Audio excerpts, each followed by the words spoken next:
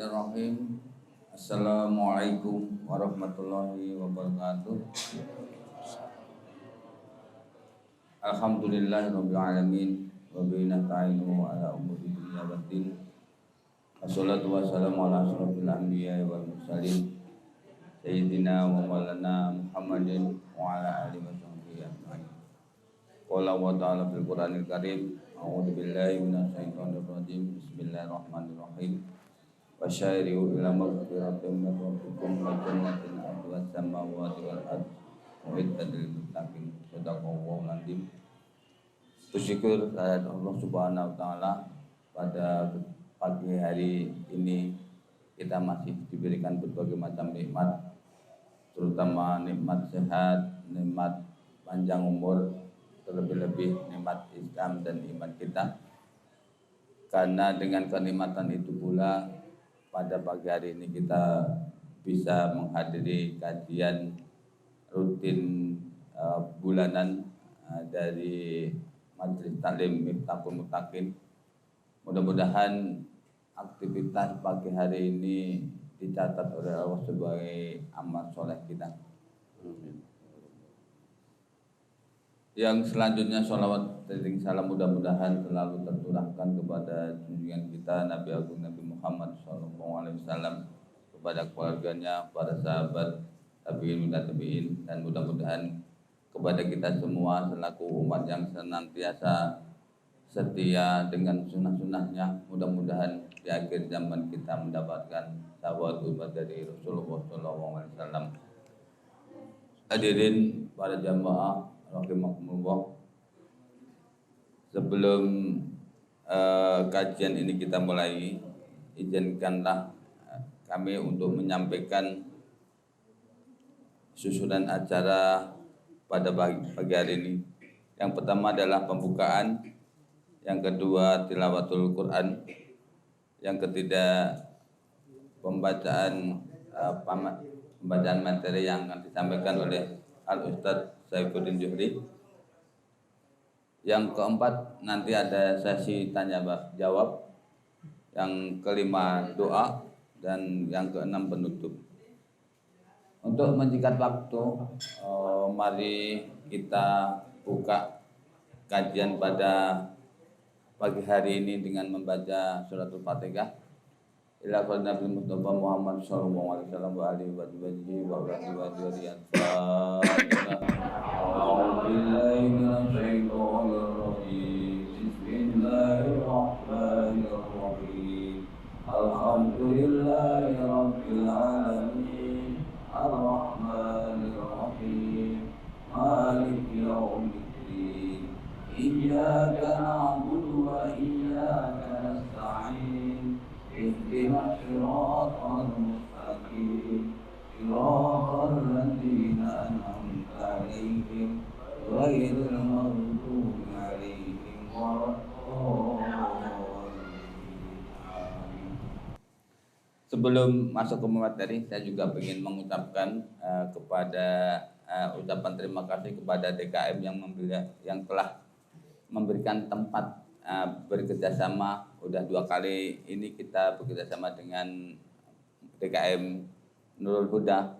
Mudah-mudahan kedepannya kita semakin sinergi dalam rangka berdakwah bersama-sama dengan muslimah. Kan memang Miftahul Muttaqin ini memang dalam acara dakwahnya kita bekerjasama dengan mushola masjid, dan misalkan para pengunjung pada hari ini ada mushola atau masjid yang berkenan untuk kita bekerjasama dalam penyampaian dakwah ini, bisa dihubungin ke panitia, karena memang hari ini adalah hari yang luar biasa. Kita masih punya kesempatan untuk menyampaikan Islam, di mana di situasi yang sangat miris ya, ketika Islam di mana-mana dikucilkan, bukan dikucilkan, ditindas dan sebagainya. Oke, untuk menyingkat waktu, kita masuk ke penyampaian materi yang ingin disampaikan oleh Al-Ustadz Saifuddin Juhri. Waktu dan tempat tafadhol Ustadz. tilawah nggak? Oh, nggak ada. Nggak ada langsung. Oh, siap. Ya. Bismillah.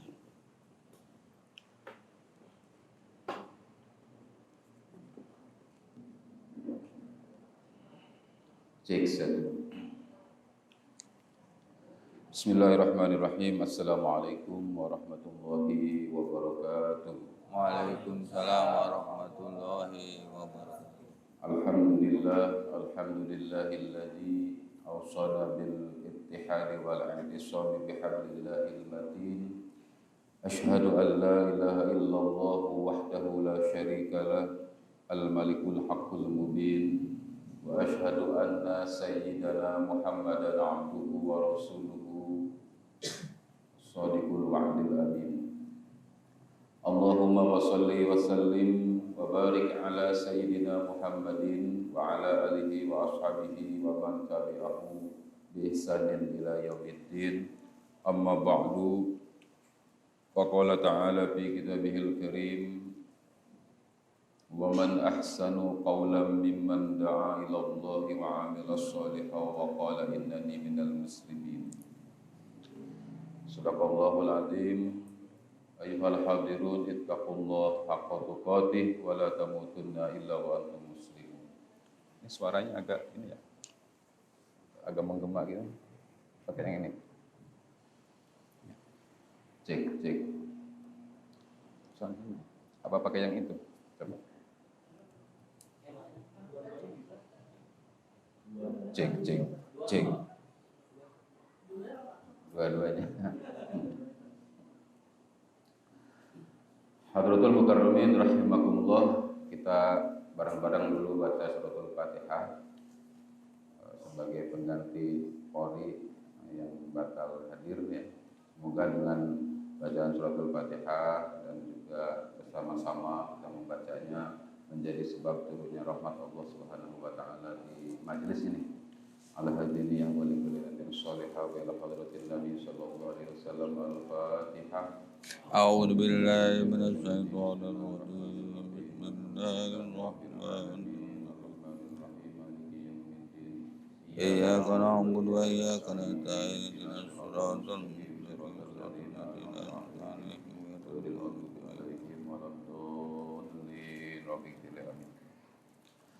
Hadratul Mukarramin rahimakumullah. Alhamdulillah, puji dan syukur senantiasa kita panjatkan kehadirat Allah Subhanahu wa taala atas segenap rahmatnya, karunia-Nya, nikmatnya yang telah terlimpah curah kepada kita, yang begitu banyak dan berlimpah, yang kalau kita menghitung-hitungnya tentu tidak akan bisa terhitung dan kita tidak akan mampu untuk menghitungnya. Sebagaimana firman Allah Subhanahu wa taala, wa in ta'uddu ni'matallah la tuhsuha. Kalau kalian menghitung nikmat Allah pasti tidak akan terhitung. Nikmat Allah yang kita rasakan, nikmat hidup, ya nikmat sehat, nikmat walafiat, nikmat hadir sempat di sini adalah nikmat Allah Subhanahu wa taala. Banyak, besar dan berlimpah ya, sehingga kalau kita menghitungnya tidak mampu, apalagi membayarnya, tentu tidak akan bisa. Oleh karena itu Allah tidak minta bayaran atas nikmat-nikmat yang Allah berikan kepada kita, tapi Allah cukup meminta kepada kita itu bersyukur atas nikmat yang Allah berikan. Bersyukur atas nikmat ini bisa kita implementasikan dalam 3 hal. Pertama, bersyukur dengan hati. Bersyukur dengan hati itu maksudnya memahami dan meyakini bahwa segenap nikmat ini dari Allah Subhanahu wa taala. Dalam Al-Qur'an disebutkan wa ma bikum min nikmatin faminallah. Apapun nikmat yang ada pada diri kalian itu faminallah, maka itu datang dari Allah Subhanahu wa taala. Kita dihidupkan, diberikan nikmat oleh Allah berupa hidup. Hidup itu nikmat apa bukan? Nikmat ya. Buktinya orang nggak mau mati ya. Kalau lagi sakit orang milih mau hidup mau mati, maunya hidup ya, karena hidup itu nikmat. Sehat nikmat bukan? Sehat nikmat. Cuma kadang-kadang nikmat sehat ini kita lupakan. Baru kita ingat nikmat sehat kalau kita sedang sakit. Betul ya? Kalau kita sedang sakit gigi nih, baru kita ingat nikmat gigi yang sehat itu. Tapi kalau enggak sakit gigi, boro-boro kita ingat nikmat gigi yang sehat. Baru gigi aja satu tuh ya. Belum yang lain-lainnya. Punya duit nikmat enggak? Sekarang punya duit, ada duit? Ada dikit.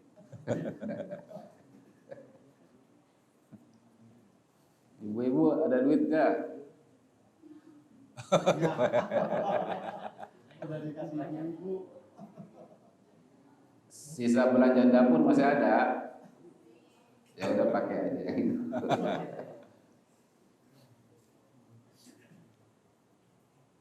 Yang kedua, bersyukur atas nikmat Allah itu dengan lisan, dengan lidah, dengan ucapan.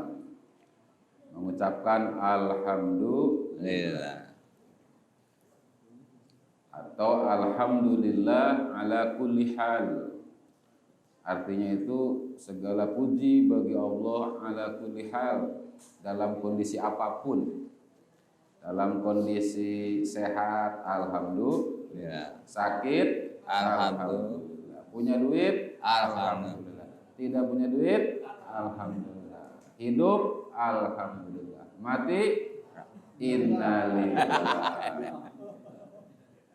mati wa innalillahi. Dengan ucapan. Yang ketiga, bersyukur atas nikmat Allah Subhanahu wa taala itu dengan perbuatan. Dengan perbuatan itu artinya dengan ibadah. Mempergunakan segenap nikmat Allah Subhanahu wa taala yang kita terima, dipergunakan di dalam kerangka ibadah kepada Allah Subhanahu wa taala. Kalian semua, antum semua sehat walafiat, bisa berjalan, maka dari rumah berjalan ke sini untuk thalabul ilmi, menuntut ilmu, itu ibadah.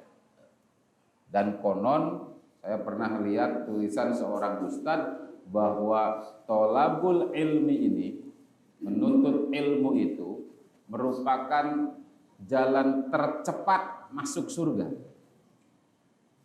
Luar biasa nih ya. Jalan tercepat, jalan, kalau sekarang jalan tol kali ya. Jalan tol masuk surga. Tapi jalan tol sekarang juga macet juga. Lobang-lobang juga tuh. Tol Cikampek itu Masya Allah itu. Boro-boro mulus gitu kan.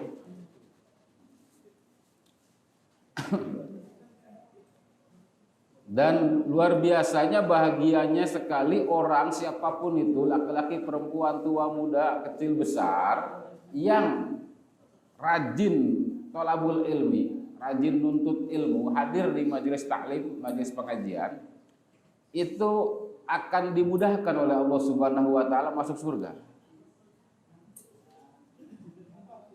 Saya mau nanya kepada bapak-bapak dan adik-adik semua, ibu-ibu juga. Pengen masuk surga? Yeah. Kira-kira masuk surga tuh gampang apa susah?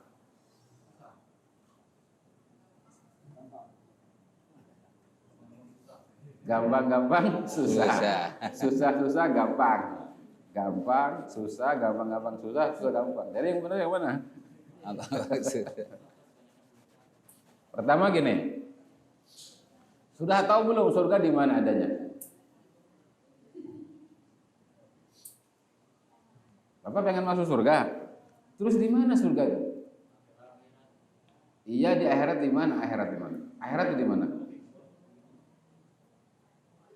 Oke, di sono gitu ya. Bilangnya di sono gitu. Ya, di sono lempangannya di mana? Sekarang musim ojol. Ojol tahu ojol? Tahu. Apa tuh? Ojek online. Kalau yang di situ apa namanya? Yang ojek mangkal tuh Ojek pangkalan. opang. Opang ya. Opang tuh ojek pangkalan, kalau ojol ojek online. Ketika ojol itu mendapatkan pesan ya untuk mengantarkan sebuah paket ke sebuah tempat ya, yang mana si ojol itu nggak tahu tempatnya, belum pernah ke situ gitu. Atau opang gitu, opang nggak apa-apa, opang aja opang lah gitu ya. Ojek pangkalan tuh dititipin paket, tolong anterin ini ke Bapak Anu gitu, di Anu, di daerah Anu. Belum pernah tahu dia daerah itu tuh.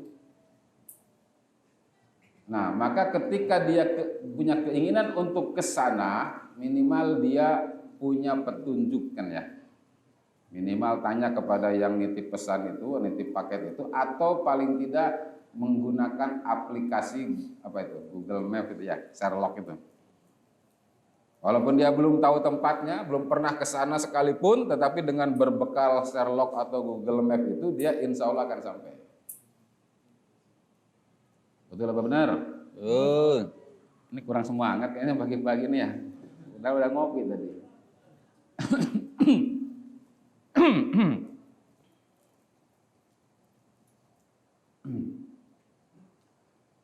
Demikian juga kita ketika kita ingin masuk surga, kita belum tahu surga di mana, belum pernah kita ke surga, belum kan?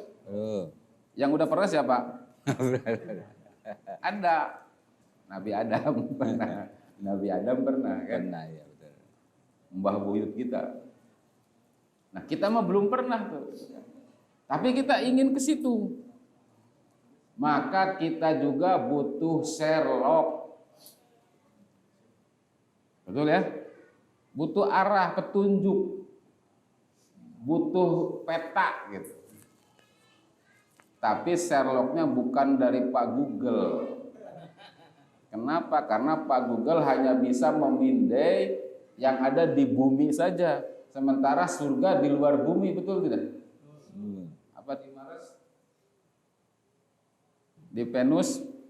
Bukan. Di Jupiter? Uranus, ini anak-anak sekolah nih. Belajar Uranus, Neptunus, Neptunus ya. Jupiter apa lagi? Yang paling ujung apa? Pluto. Pernah ke Pluto, Mang? Belum ya? Kapan-kapan sono bareng ya. Jadi ke Pluto itu menurut ilmu nih ya. Kalau kita ke Pluto naik pesawat yang super canggih yang 3.500 km per menit per jam gitu ya, per jam. Itu kita baru sampai di Pluto kalau sudah 70 tahun. Jarak itu 70 tahun sampai Pluto. Pakai pesawat tercepat. Jadi kalau kita berangkat, umur berapa sekarang? 45. 40 tambah 70 tahun jadi udah umur 110 tahun tuh nanti nyampe Pluto. Gak nyampe ya, mati duluan.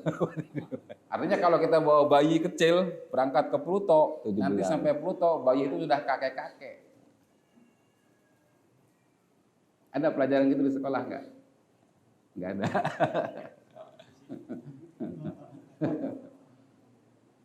Belum baliknya lagi 70 tahun lagi. Besar, luas sekali alam semesta ini ya. Nah, surga kira-kira adanya di mana? Di Pluto bukan? Bukan. Nggak tahu kita di mana, nggak tahu. Ya. Maka tetap kita butuh Google Map, bukan Google Map, butuh petunjuk Sherlock, tapi bukan dari Google karena Google nggak bisa memindai. Google terbatas di bumi saja. Itu pun kadang-kadang koclak ya. Salah. Kadang-kadang salah dia. Lurus padahal lurus di depan itu ada kali. Masa lurus aja gitu. Nah, jadi kita butuh petunjuk dari siapa? Dari yang tahu surga itu di mana. Betul tidak? Dari yang paham surganya ada di mana. Siapa? Allah Subhanahu wa taala. Yang tahu surga di mana itu pasti Allah. Kenapa? Karena Allah yang menciptakannya. Allah juga tahu rutenya ke sana gitu kan. Maka kita butuh petunjuk dari Allah untuk bisa masuk surga. Dan Allah Subhanahu wa taala sudah memberikan petunjuk itu, Sherlock itu 14 abad tahun yang lalu ya kepada Kanjeng Nabi Muhammad SAW untuk disebarkan kepada segenap umat manusia ya berupa Al-Qur'anul Karim. Itu petunjuk dari Allah. Allah berfirman ya, hudal linnas wa bayyinatin minal huda wal furqan. Al-Qur'an itu hudan linnas, petunjuk bagi manusia. Petunjuk hidup termasuk petunjuk kalau ingin dapat bahagia di surga gitu. Ini sampai jam berapa? Sampai jam 11. sampai asar? Siap? Sayanya nggak siap. Enak banget biasa.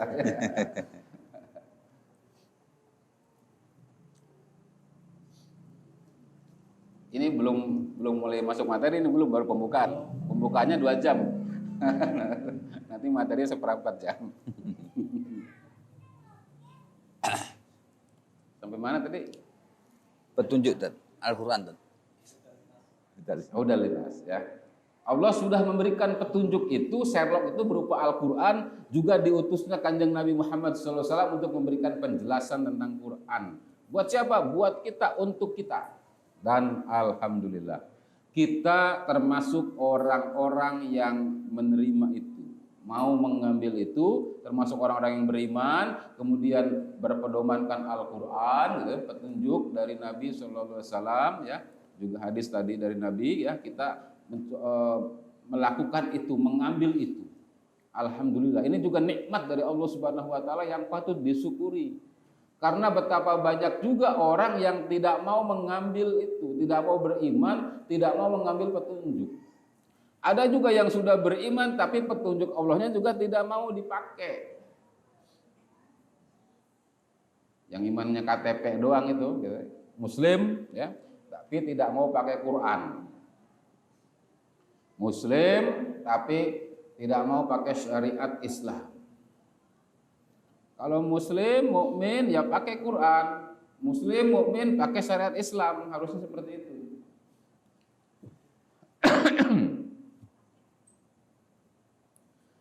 Nah, hadirin rahimakumullah. Al-Quran atau risalah Islam, ya, Allah berikan, turunkan lewat Kanjeng Nabi Muhammad sallallahu alaihi wasallam sebagai atau untuk, ya, sebagai petunjuk untuk umat manusia dalam menjalani kehidupannya di dunia, ya, demi untuk mencapai kebahagiaan dunia dan akhirat itu, gitu. Itu turun kepada Kanjeng Nabi Muhammad SAW. Dan kemudian Nabi SAW mengajarkannya kepada para sahabat-sahabat Nabi, pada murid-muridnya Nabi, nah, yang dikenal dengan para sahabat. Sahabat Nabi itu apa ya? Tong, nah ini namanya siapa Tong? Namanya. Nah, sahabat Nabi itu siapa? Apa gitu? Yang disebut sahabat Nabi itu apa? Cek. Nah, sahabat Nabi itu apa? Siapa gitu? Wala Rosidun. Rosidun apa Rosidin? Ya. Baik. Yang disebut dengan sahabat Nabi itu para ulama banyak mendefinisikan, ya. Antara lain pertama gini.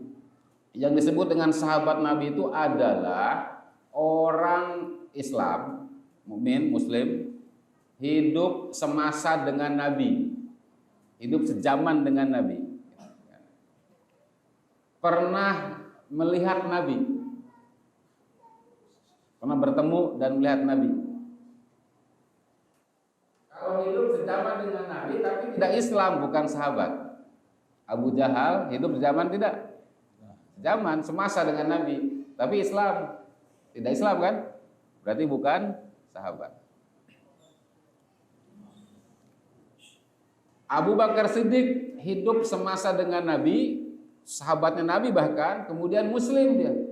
Dan bertemu dengan Nabi berkali-kali dan sering, sahabat. Hidup semasa dengan Nabi, muslim, Islam, tapi tidak ketemu dengan Nabi. Sahabat bukan? Bukan. Contohnya Uwais Al-Qarni. Ya. Pernah dengar nama Uwais Al-Qarni? Uwais Al-Qarni itu muslim, dia Islam, dia orang Yaman di selatan. Hidupnya semasa dengan Nabi. Muslim, dari mana dia Islamnya? Kan banyak pedagang dari Yaman yang ke Mekah mondar-mandir bawa dagangan, bisnis gitu kan. Dan dakwah. Nah, diislamkannya Uwais Al-Qarni itu oleh para delegasi kafilah dagang itu atau oleh orang Yaman sendiri. Dia Islam di situ, muslim di situ. Tetapi belum pernah ke Mekah, ke Madinah waktu itu Uwais Al-Qarni. Tapi sejaman dengan Nabi, maka pada suatu hari Uwais Al-Qarni berangkat dari Yaman ke Madinah untuk bertemu dengan Nabi. Karena apa? Karena beliau sangat cinta kepada Nabi. Sangat ingin ketemu, cuman punya masalah. Ibunya yang sudah sepuh, buta, sakit-sakitan, dia tidak tega kalau meninggalkan ibunya untuk beberapa waktu yang cukup lama. Kan Yaman Madinah itu ditempuh pakai jalan kaki atau onta cukup lama gitu. Maka dia memendam kerinduannya, ya, terus-menerus menyebutkan nama Nabi Muhammad SAW. Sampai ibunya kemudian mendengar dan beliau mengizinkan, ya sudah Uwais, kalau memang engkau kerinduanmu sudah sedemikian membuncah, berangkatlah engkau ke Madinah. Tetapi segera kalau sudah ketemu dengan kanjeng Nabi, segera balik lagi. Baik ibu. Nah, akhirnya dia berangkat ke Madinah. Sampai di rumahnya Nabi, ketok pintu, assalamualaikum, waalaikumsalam. Aisyah radhiyallahu anha ditanya oleh Uwais, aku ingin bertemu dengan baginda Nabi. Dijawab, baginda Nabi sedang perang fisabilillah, sedang di luar. Kapan kembali ke rumah? Tidak tahu, namanya juga sedang perang. Uwais Al-Qarni pikir nunggu apa pulang. Akhirnya dia pulang lagi. Kenapa? Karena nunggu belum tentu. Berapa lama lagi nunggu pulangnya Nabi kan? Akhirnya dia pulang lagi ke Yaman, akhirnya tidak ketemu dengan Nabi. Nah, sahabat yang seperti ini, Uwais Al-Qarni ini muslim, hidup sejaman dengan Nabi, tapi nggak pernah ketemu dengan Nabi, tidak dikategorikan sahabat. Jelas? Tidak dikategorikan sahabat, bukan sahabat ya, tapi tabi'in. Dan kata Nabi, khairut tabi'in Uwais. Sebaik-baiknya tabi'in adalah Uwais Al-Qarni. Ketika Nabi pulang dari perang, sampai di rumah, Nabi berkata, wahai Aisyah, mana orang yang tadi tamuku? Udah tahu Nabi ada tamunya, udah pulang katanya. Itu namanya Uwais Al-Qarni kata Nabi.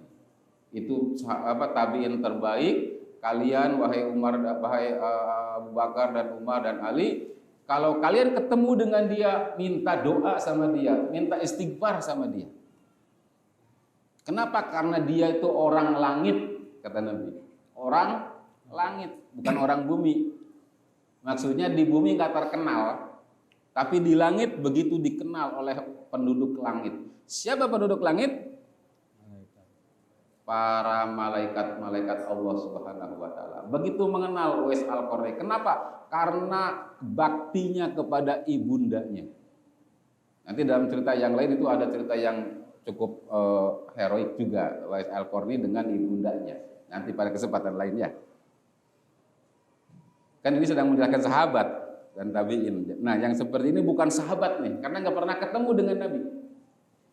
Nah, persoalan berikutnya adalah para ulama juga mendiskusikan yang bertemu dengan Nabi yang itu kemudian menjadikan dia sebagai seorang sahabat itu bertemu seperti apa? Apakah ketemu sekali salaman atau hanya bertatap muka? Kalau pernah melihat Nabi dari jauh apakah bisa disebut sahabat? Atau harus bergaul bersama-sama Nabi cukup lama? Nah, di sini banyak perdebatan. Yang paling ringan adalah ulama yang mengatakan cukup disebut dengan sahabat Nabi bila dia pernah melihat Nabi walaupun dari jauh. Muslim, ya, hidup semasa dengan Nabi, pernah melihat Nabi. Nabi lagi khutbah di Haji Wada jauh, pernah melihat. Sahabat. Ini paling ringan. Definisi sahabat paling ringan. Ada lagi yang lebih levelnya lebih tinggi lagi, tidak cukup melihat dari jauh itu, tapi harus bertemu dengan Nabi, salaman, ngobrol gitu. Ada lagi yang lebih ketat, yaitu apa? Harus bertemu dengan Nabi dan harus ikut berperang bersama Nabi minimal 1 kali peperangan fisabilillah. Nah, berarti kalau yang terakhir ini lebih sedikit lagi, itu lebih selektif dia. Yang disebut sahabat tuh nggak cukup bertemu dengan Nabi saja, tapi harus ikut berperang bersama Rasulullah Sallallahu Alaihi Wasallam. Ini tadi saya sedang jelasin apa sih ke situ ya?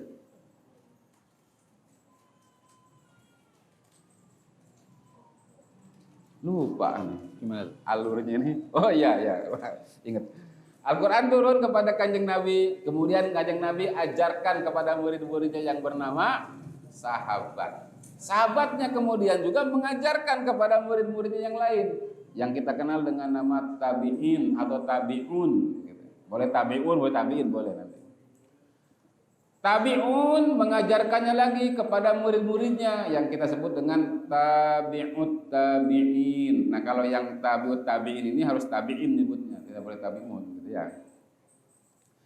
Nah, kemudian tabi'ut tabi'in mengajarkan lagi pada murid-muridnya, para ulama, para muzahid, terus sampai ke Ustadz Ridwan ya, sampai ke Ustadz siapa tadi? Ya sampai ke kita, sampai ke masjid Musola Nurul Huda ini nih. Ajaran Al-Quran, ajaran risalah kanjeng Nabi Muhammad SAW itu terus bertransmisi gitu ya. Bertransmisi dari dalam zaman Nabi 14 abad yang lalu sampai dengan sekarang terus mengalir lewat apa? Lewat yang disebut dengan dakwah. Karena adanya dakwah itu Islam sampai nih di Musola Nurul Huda. Islam sampai di masjid saya di Al Muhajirin Cipulir. Islam sampai ke Nusantara nih gitu. Jadi Islam yang datang ke Nusantara ini Islam Nusantara apa Islam sono? Islam sono. Ayo. Islam yang hadir di Indonesia ini itu Islam Nusantara apa Islam Kanjeng Nabi Muhammad? Iya, Islam yang datang dari Kanjeng Nabi Muhammad yang dibawa turun-temurun oleh para ulama, para mubalik ya, sampai ke Indonesia, ke Nusantara. Jangan diaku oleh Islam Nusantara ya. Tetap saja Islam berisalah Allah Subhanahu wa taala. Karena ada dakwah itu. Andai kata tidak ada dakwah, Allahu alam, kita ini sekarang apakah masih menyembah batu ya? Apakah masih menyembah pohon, masih menyembah gunung, masih bikin sesajen untuk Semeru? Allahu alam, kita nggak tahu gitu kan. Kalau nggak ada dakwah. Tapi alhamdulillah ada dakwah. Maka oleh karena itu, dakwah itu adalah aktivitas yang paling baik. Aktivitas yang utama, gitu kan. Kata Al-Qur'an disebutkan waman ahsanu qaulan. Siapa orangnya yang paling ahsan, yang paling baik ucapannya? Mimman da'a ilallah, daripada orang yang menyeru kepada Allah. Daripada orang yang berdakwah kepada Allah. Artinya tidak ada gitu. Tidak ada orang yang ucapannya lebih baik daripada ucapan orang yang menyeru kepada Allah, yang berdakwah kepada Allah. Dakwah itu. Jadi dakwah itu ucapannya aja luar biasa. Termasuk para mufassir juga mengatakan yang dimaksud dengan ayat ini itu ke muadzin, untuk muadzin. Orang yang menyeru kepada Allah, hayya 'alas shalah, hayya 'alal falah. Kan seruan, ayo gitu. Datang ke masjid, datang sholat, baru berjamaah. Nah, itu adalah seruan terbaik tuh. Maka berbahagia tuh orang yang jadi muadzin. Siapa di sini muadzin? Yang sering azan siapa? Ada. Itu luar biasa, seruannya itu luar biasa. Luar biasa dia. Mengingatkan orang masuk waktu sholat, mengingatkan orang untuk kembali taat kepada Allah. Ayo, tinggalkan pekerjaan, tinggalkan apapun itu, berdagangan, pekerjaan yang lainnya. Ayo segera masuk musola, masuk masjid, sholat, tundukkan kepala kita di hadapan Allah Subhanahu wa taala. Seruannya adalah seruan terbaik. Maka di masjid saya pernah dulu ada rebutan azan. Rebutan azan, maksudnya ada orang sudah mau azan nih, udah mau siap di depan itu. Nah, yang biasa azan dari belakang langsung, pak sebentar, ini uang 5.000 katanya. Apa? Saya yang azan, bapak pergi katanya. Sampai begitu ada. Itu tukang gerobak yang begitu tuh, tukang gerobak di pasar Kebayoran Lama. Karena dia ingin azan gitu. Walaupun azannya juga nggak bagus-bagus amat sebenarnya gitu kan. Tapi mungkin dia paham itu padilahnya azan itu. Wa man ahsanu qaulan mimman da'a ila Allah wa 'amila sholihan wa qala innani minal muslimin. Dan yang kedua yang termasuk kategori dakwah ini yang ucapannya terbaik ini adalah orang yang mengajak orang lain taat kepada Allah Subhanahu wa taala dengan memberikan ilmu-ilmu agama, pengajaran-pengajaran agama, mengajak untuk taat kepada Allah, mengajak untuk taat masuk Islam secara total, secara kafah gitu. Ini juga termasuk orang-orang yang ucapannya terbaik. Maka Anda semua ya yang berkumpul di sini insya Allah menjadi da'i ilallah. Amin. Menjadi penyeru agama Allah ya. Menjadi penyeru agama Allah. Dan itu dilakukan oleh para nabi dan rasul ya. Wabil khusus Nabi Muhammad sallallahu alaihi wasallam, dilakukan oleh para sahabat Nabi, dilakukan oleh para tabi'in dan terus dilakukan oleh orang-orang yang konsisten komitmen di dalam berdakwah. Nabi Shallallahu Alaihi Wasallam adalah orang pilihan dari Allah Subhanahu Wa Taala. Pilihan Allah. Nabi dipilih oleh Allah Subhanahu Wa Taala untuk mengemban risalah Islam ini. Dan kemudian Nabi diperintahkan oleh Allah Subhanahu Wa Taala untuk menyebarkan risalah itu, menyebarkan, mendakwahkannya kepada segenap umat manusia. Karena risalah Islam ini berbeda dengan risalah-risalah yang lain ya. Kalau risalah yang lain itu terbatas kepada sukunya, kaumnya, tapi untuk Islam ini rahmatan lil alamin. Untuk menjadi rahmat bagi alam semesta, bagi semua manusia. Wa ma arsalnaka illa kafatal linnas, dan tidaklah utus engkau wahai Muhammad, kami utus engkau wahai Muhammad illa kafatal linnas, kecuali untuk semua manusia. Jadi Nabi kemudian menyampaikannya. Tentu saja dalam perkara menyampaikan dakwah Islam tadi, Nabi Shallallahu Alaihi Wasallam mengalami suka dan duka di dalam berdakwah. Nah ini baru masuk materi nih Mas Manto. Mas, baru masuk materi sekarang. Tadi pembukaan tadi tuh. Berapa menit tuh pembukaan?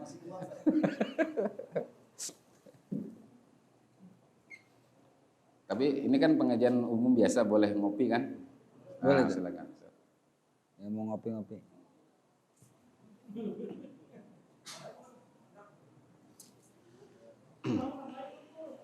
Kopi dulu ya. Yes. Itu sih Bapak itu belum dapat kopi. Itu pakai ini kopinya tuh. Dicariin. Ini kopi ini. Ya.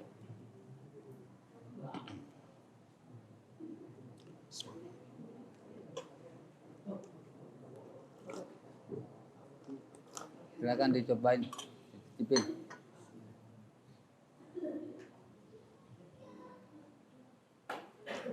Itu tuh Ustadz siapa ya? Yang di belakang itu Ustadz siapa? Yang mana tuh? Itu ya. Jambudi. Ustadz Jamhur. Ustadz Jamhur sini. Baru ketemu lagi, Masya Allah. Silakan. Alhamdulillah. Iya, lebih nyaman di sini. Masuk. Nah.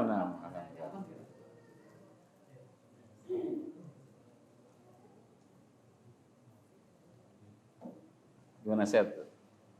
Alhamdulillah. Alhamdulillah.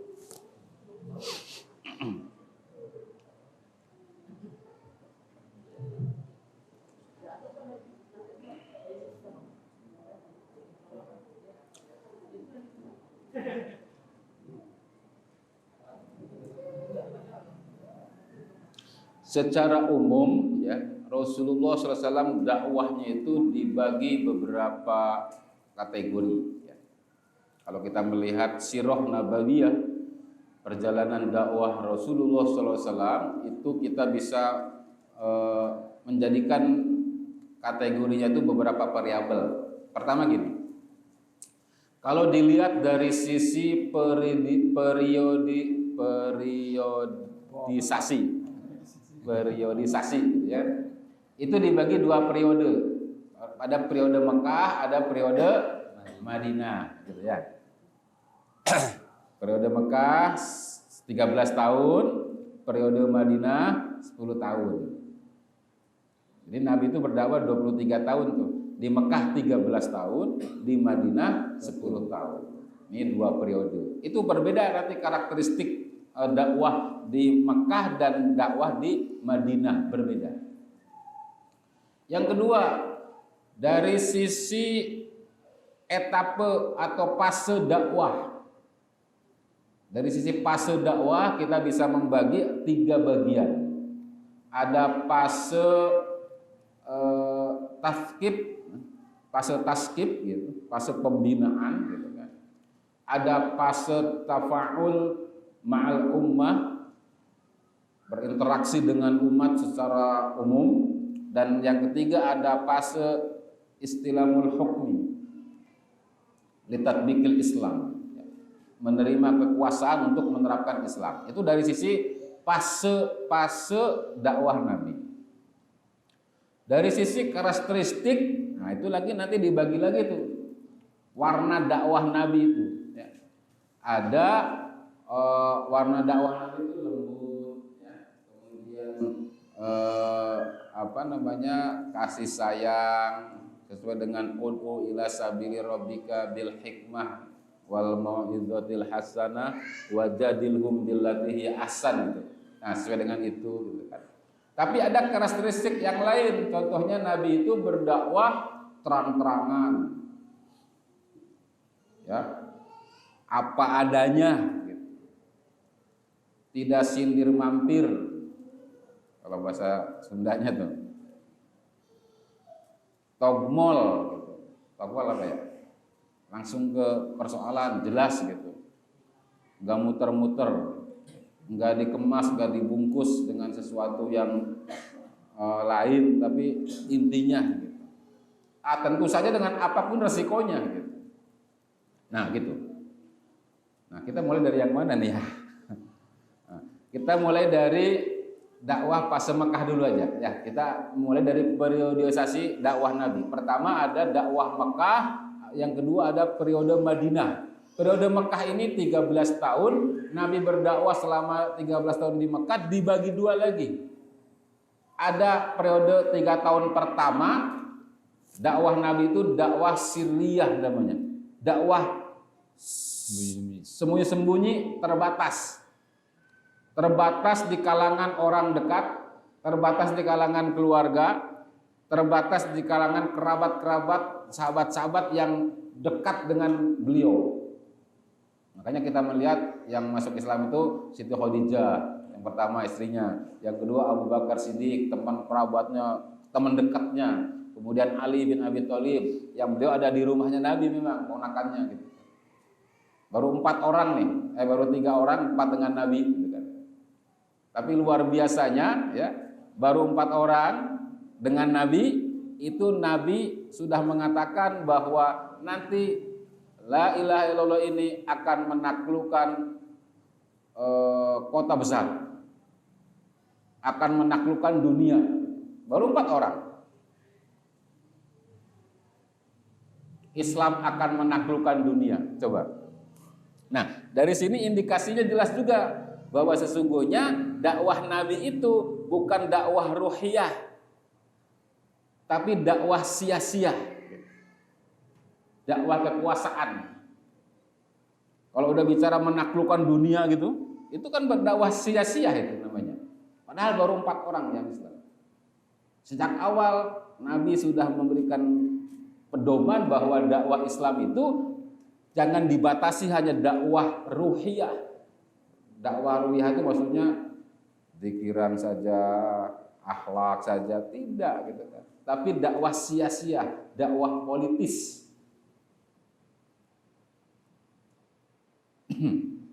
Kita boleh nggak zikiran? Boleh. Boleh. Dan diperintahkan oleh Allah Subhanahu wa taala, "Fadzkuruni adzkurukum." Zikirlah engkau kepadaku, ingatlah engkau kepadaku, azkurkum, maka aku akan ingat kepada engkau. Boleh ya, majelis taklim boleh di mana-mana, bagus.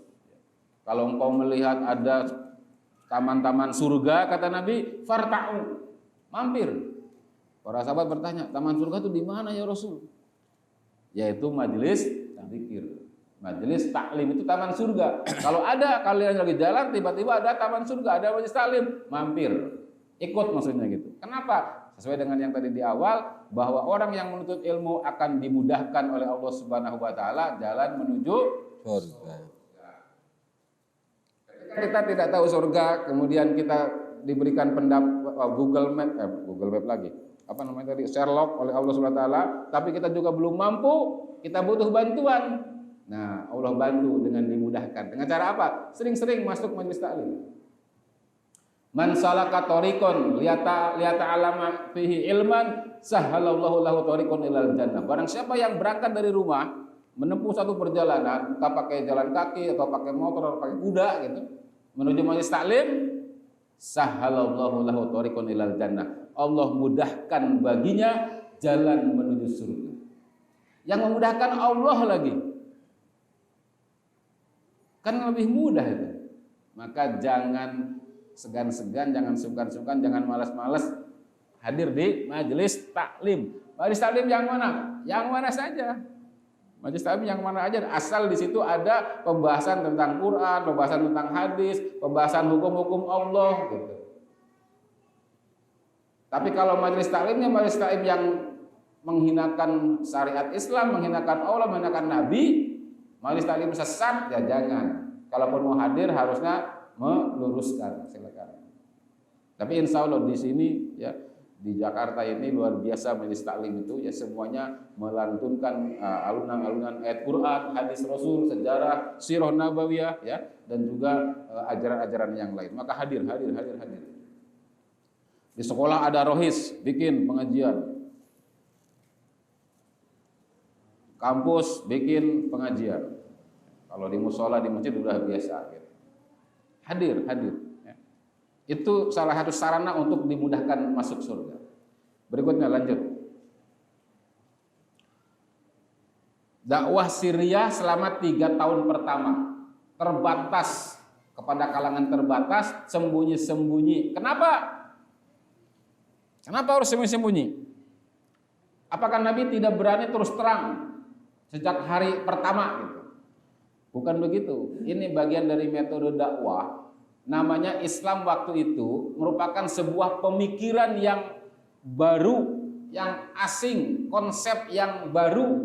Kalau konsep yang baru yang masih terasing di tengah-tengah masyarakat ini kemudian diflurkan, disampaikan kepada masyarakat secara langsung, ini kurang elok.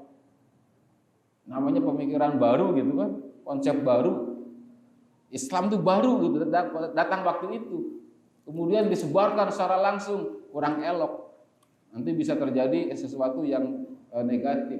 Maka layaknya pemikiran baru itu harus disembunyi dulu, pelan-pelan gitu.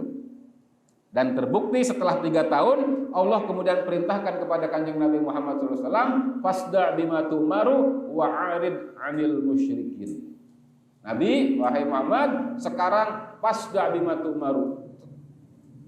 Sampaikan secara terang-terangan apa yang diperintahkan kepadamu. Wa'arid 'anil musyrikin, dan berpalinglah engkau dari orang-orang musyrik. Maksudnya gini, sampaikan terang-terangan apa adanya. Perkara orang musyrik mau nerima atau tidak, abaikan saja. Gak usah jadi masalah gitu. Yang penting sampaikan. Nah, dakwah itu gitu. Nyampaikan saja. Orang mau nerima mau tidak itu urusan dia gitu. Kan sekarang ada tuh, kalau dakwah itu cari cara yang bagus agar orang menerima. Ya betul gitu kan, cari cara yang bagus. Tapi perkara orang menerima atau tidak itu perkara orang itu. Yang penting kita sampaikan, gitu kan? Yang penting kita sampaikan secara benar, jelas, dalil-dalilnya juga jelas. Setelah disampaikan dengan benar, orang nerima, alhamdulillah. Tidak nerima, ya nggak apa-apa. Kewajiban kita sudah tunai. Nah, dengan seperti itu, insya Allah terhindar dari sikap-sikap tajamul. Ya. Tajamul itu bermanis muka di hadapan orang, ya, agar kepake gitu, enggak. Atau menjilat gitu. Ngomong dipanggil di Istana Negara apa kan? Kan repot ya dipanggil di Istana Negara. Seorang dai dipanggil di Istana Negara menyampaikan syariat Islam, itu repot itu. Akhirnya dia akan disesuaikan dengan kondisi di situ.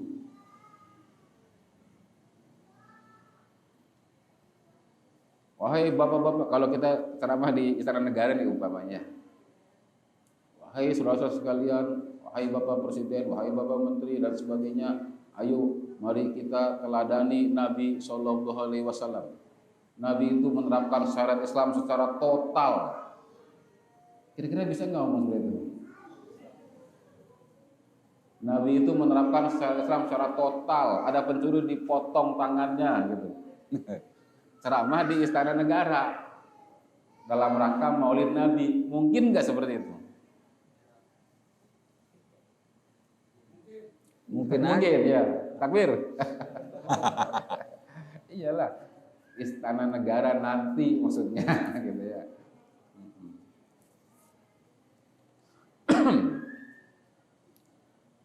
3 tahun pertama sembunyi-sembunyi, kemudian diperintahkan oleh Nabi untuk melakukan dakwah secara terang-terangan, secara terbuka. Terbuka itu maksudnya bukan hanya kerabat dan sahabat saja, terbuka seluruh manusia dakwahi. Maka setelah itu kemudian Nabi mendakwahkan Islam ya ke seluruh penduduk Mekah, ke Quraisy dan ke yang lainnya, yang siapapun yang ditemui didakwahi. Ke pasar-pasar, ke jalan-jalan, ke pengkolan gitu ya, ke tempat-tempat kebelusukan gitu ya, belusukan gitu. Didakwakan di tempat-tempat keramaian, di pendopo, di mana saja, di alun-alun, di pasar, disampaikan dakwah terbuka dan terang-terangan gitu. Nah itu mulai ya, ketika dakwah itu disampaikan secara terbuka, secara terang-terangan, mulai itu ada respon dari orang-orang Quraisy, terutama dari para pembesar bangsawan Quraisy. Respon. Apa responnya? Responnya tentu saja, wah ini berbahaya nih, dakwah ini kan gitu kan. Dakwah Muhammad ini berbahaya, bisa menggerus status quo kita nih. Iya, bisa menggerus status quo kita. Dakwah la ilaha illallah Muhammad Rasulullah ini berbahaya. Maka kemudian orang-orang kafir Quraisy itu melancarkan serangan atau melakukan ATHG, ancaman, tantangan, hambatan, gangguan kepada dakwah Nabi. Pertama, mereka melakukan apa yang disebut dengan ta'dzim, at-ta'dzim, penyiksaan. Kalau bahasa sekarangnya persekusi. Orang yang dakwah dipersekusi. Jadi zaman dulu sudah ada tuh persekusi itu. Dihalangi dakwahnya, kalau maksa orangnya ditempeleng ya, dianiaya gitu, dizolimi, sampai ada yang dibunuh. Sekarang juga ada yang dakwah dibunuh. Dulu juga ada. Pada zaman Nabi 14 abad yang lalu ada, yaitu persekusi dari orang-orang musyrikin Quraisy kepada Nabi dan para sahabat. Kita mengenal ada Bilal bin Rabah. Ya. Karena keislamannya dia disiksa oleh majikannya, kemudian dijemur, dicambuk, dijemur, ditindihi oleh batu, dipaksa untuk kembali ke agama nenek moyangnya, tapi dia tidak mau. Ammar, ya.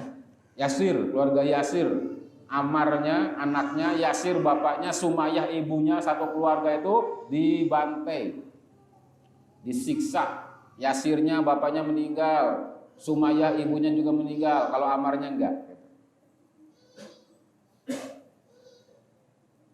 Khobab bin Al-Ad juga demikian. Ya, banyak untuk para sahabat-sahabat Nabi yang mengalami persekusi dari orang-orang musyrikin Quraisy. Kenapa? Karena mereka Islam, karena mereka berdakwah.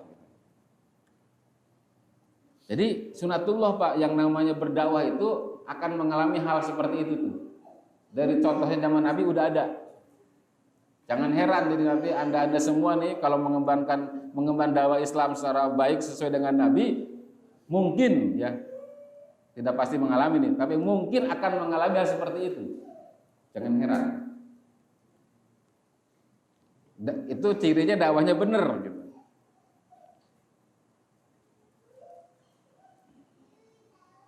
Nah, kalau dakwahnya yang menjilat-jilat penguasa ya, agar selamat, nah itu dakwahnya nggak benar. Karena Nabi tidak pernah menjilat penguasa Quraisy ketika itu. Yang ada justru mengkritisi kebijakan-kebijakan penguasa kafir Quraisy waktu itu. Makanya dipersekusi. Nah, sekarang kita mau ngikutin sunnah Nabi atau tidak gitu. Jelas tidak? Jelas. Takbir. Allahu Akbar. Semangat sedikit apa? Sampai mana Mas tadi? Takbir. Sampai takbir.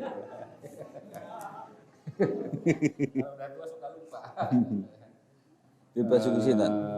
Sampai takdim ya. Jadi bentuk ATHG yang dilancarkan oleh orang-orang musyrikin Quraisy ini pertama at-ta'dzib, penyiksaan, persekusi. Yang kedua termasuk mungkin kriminalisasi di sini ya. Persekusi, kriminalisasi gitu kan. Penjara, ditahan gitu. Nah, yang kedua itu adalah berupa ad-di'ayah atau ad-da'awah. Black campaign kalau bahasa kitanya. Propaganda busuk, menyebar fitnah. Muhammad itu tukang sihir. Muhammad itu gila. Al-Quran yang diturunkan itu buku sihir. Jangan deket-deket Muhammad. Nanti kalau kalian deket-deket Muhammad, nanti kalian akan tersihir, terbius oleh kata-katanya. Ini namanya black campaign. Ada nggak zaman sekarang yang seperti itu? Ada. Itu yang teriak-teriak syariat Islam apa itu kaum intoleran. Betul atau tidak? Kaum intoleran. Kita dianggap intoleran. Apa arti intoleran? Tidak toleran. Tidak pernah makan telur.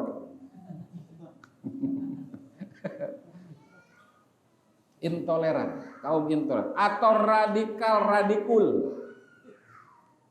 Ya kan? Dikit-dikit radikal tuh. Teriak syariat Islam kafah, radikal. Itu berkampanye gunanya untuk apa? Fungsinya untuk apa? Agar orang-orang menjauh dari mereka. Menjauh gitu kan. Tukang sihir, makanya enggak deket-deket kan gitu. Sama radikal, awas radikal. Intoleran. Itu banyak Pak di sosial media seperti itu.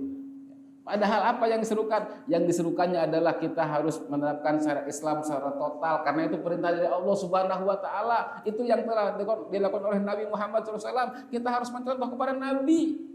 Itu yang diomongin, itu disebut radikul, intoleran coba. Itu black campaign namanya. Propaganda busuk, fitnah kalau bahasa yang lainnya. Nah, itu dua yang dilakukan oleh Quraisy. Pertama at-ta'dzib, penyiksaan, yang kedua ad-di'awah atau ad-di'ayah atau ad-da'awah, yaitu apa? Propaganda busuk tadi, black campaign, dan yang ketiga adalah al-muqata'ah. Muqata'ah itu boikot. Ya, Nabi dan keluarga Nabi itu diboikot 3 tahun. Di lembah ya, di lembah, sebuah lembah diboikot 3 tahun lamanya. Tidak boleh ada interaksi dengan orang luar tidak boleh ngasih makan, segala rupa, jual beli itu nggak boleh, diisolasi. Kalau bahasa sekarang diisolasi, kalau bahasa negaranya di embargo, ya kan, di embargo. Ada kan zaman sekarang juga kan? Dulu ada gitu kan. Jadi emang dakwah itu selalu berulang gitu, ya, kondisinya itu selalu berulang. Di embargo, di boikot, ya, diisolasi, diisoman. Kalau zaman sekarang isoman, isolasi mandiri. Nah, sekarang juga mau diisolasi lagi nih Ramadan kan udah ada pemberitahuan 60 hari ke depan Omikron apa tuh. akan ganas gitu kan. Jadi nanti taraweh jangan dilaksanakan kenapa lagi ganas nih, kan gitu. Mulai itu isolasi mandiri gitu. Luar biasa kan. Tapi kenapa kemarin tahun baru dan Natalan aman-aman saja, lancar-lancar saja ya? Luar biasa. Nah, itu yang dilakukan oleh orang-orang musyrikin Quraisy, tidak suka, tidak senang kepada dakwah Nabi. Kenapa mereka melakukan itu? Melakukan menghalangi dakwah Nabi, mencegah, menghambat. Kenapa? Padahal Bapak dan Saudara sekalian, Nabi Muhammad SAW itu sejak usia 30 tahun sebelum jadi Nabi kan, 30 tahun Nabi belum jadi Rasul, Rasulnya 40 tahun ya. 30 tahun itu Nabi mendapatkan gelar Al-Amin. Ketika Nabi SAW menjadi mediator para suku-suku kabilah-kabilah yang ada di sana untuk ketika mereka memperebutkan siapa yang paling berhak meletakkan Hajar Aswad di Ka'bah. Maka Nabi memberikan keputusan yang sangat bijaksana. Nabi menggelarkan sajadahnya, sorbannya, kemudian batu Hajar Aswad itu diletakkan di tengah-tengah, kemudian para suku-suku yang hadir diminta satu orang perwakilannya untuk memegang ujungnya. Ada yang di sini, ada yang di sini, ada yang di sini gitu. Kemudian diangkat bareng-bareng. Kemudian batunya diambil Nabi, diletakkan di Ka'bah. Jadi semuanya merasakan, semuanya merasa dihargai oleh Nabi Muhammad SAW. Sejak itulah Nabi Muhammad mendapatkan gelar Al-Amin, orang yang bijaksana, orang yang amanah, orang yang sangat dipercaya. Ya, seluruh Mekah, seluruh orang Quraisy percaya kepada Nabi. Kenapa? Di antaranya kebijaksanaan yang sedemikian tadi. Yang kedua bahwa Nabi belum pernah berbohong. Orang se-Quraisy, orang se-Mekah tidak pernah melihat Nabi berbohong. Maka sangat dipercaya. Dan kepercayaan itu terus berjalan sedemikian rupa ya sampai kemudian Nabi mendapatkan wahyu usia 40 tahun. Kemudian Nabi menyampaikan risalah Islam, baru tuh di situ mereka orang-orang kafir Quraisy itu tidak percaya. Bukan tidak percaya, tidak mau mengikuti Nabi. Apakah kepercayaan mereka hilang? Tidak. Apakah Nabi jadi tidak dapat dipercaya? Tidak, bahkan Nabi sangat mungkin jadi lebih jujur gitu. Tapi kenapa mereka menolak apa yang disampaikan oleh Nabi? Ini karena mereka meyakini bahwa risalah yang dibawa oleh Nabi ini akan menggerus status quo mereka. Itu kan, jadi kepentingannya kepentingan politik, kepentingan ekonomi, kepentingan status sosial. Bukan karena ajaran Nabi tidak benar, pasti benar adanya gitu kan. Bukan karena orang-orang Quraisy itu tidak mempercayai Nabi, tapi kenapa? Karena mereka khawatir, takut kedudukannya, posisinya, jabatannya hilang. Karena mereka tahu betul yang didakwahkan oleh Nabi Muhammad SAW itu mengarah kepada kekuasaan. Karena Islam itu tidak bisa diterapkan secara total, secara kafah tanpa kekuasaan. Catat nih Pak ya, Islam itu tidak bisa diterapkan secara total dan kafah tanpa kekuasaan. Memotong tangan pencuri itu harus pakai kekuasaan. Melakukan kisos itu harus di tangan penguasa. Nggak bisa di sini ada yang mencuri, kemudian ketua musola Nurul Huda ini ngasah golok. Ditanya, mau ngapain Pak Ustadz ngasah golok? Mau motong tangan pencuri. Nggak bisa. Bukan haknya dia, bukan kewenangan pengurus musola motong tangan pencuri itu, tapi kewenangan penguasa. Jadi harus ada kekuasaan.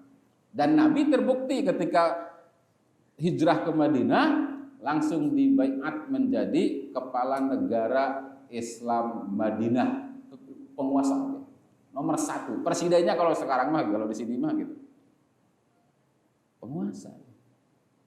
Dan itulah dilanjutkan oleh Nabi wafat, dilanjutkan oleh para khalifah seterusnya tadi, khalifah Rasyidin. Terus sampai khalifah sampai 1924 khalifah terakhir Sultan Abdul Majid kedua ya. Nah itu dibredel ya oleh pengkhianat Mustafa Kamal laknatullah. Sampai sekarang tidak ada lagi itu lembaga kekuasaan Islam yang bisa menerapkan Islam secara kafah, secara total, nggak ada. Tapi akan ada lagi. Dengan apa? Dengan izin Allah dan dengan perjuangan kaum muslimin. Karena memang itu adalah bisyarah dari Rasulullah SAW. Tsumma taqudu khilafatan ala minhajin nubuwah. Kemudian nanti akan tegak kembali khilafah ala minhajin nubuwah. Insya Allah. Jam berapa sih kita? Jam 11, Pak. Jam 11 kalau. Sampai jam 11. Sekarang jam, wah, enggak, itu jamnya salah itu. Saya lihat yang itu tuh. Masih sama saya. Iya. Setengah jam lagi berarti. Iya. Apa ada pertanyaan jawab? Nanti ada tanya jawab karena kira-kira aja tergantung memang ini seberapa jam setelah mau jam 11 kita ini udahin nanti kita jawab. Sedikit lagi ya.